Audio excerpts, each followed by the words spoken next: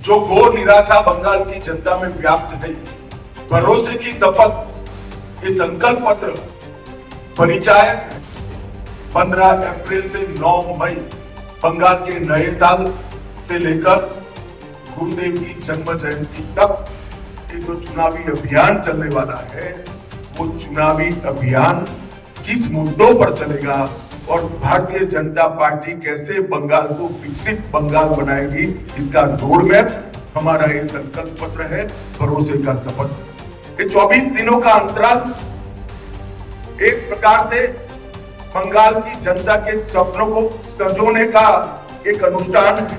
खोई हुई बंगाल की अस्मिता को फिर से प्राप्त करने का अनुष्ठान है। सरहदों को सील कर न केवल बंगाल, पूरे देश की सुरक्षा की ढाल पश्चिम बंगाल बने, इसका अनुष्ठान।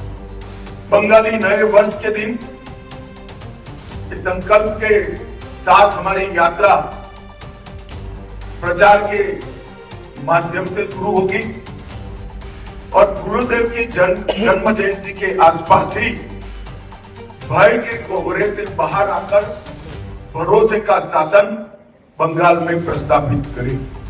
बंगाल का टीएमसी का 15 साल का शासन का दुस्वप्न एक प्रकार से पश्चिम बंगाल के लिए हर प्रकार के संकट का परिचायक रहा।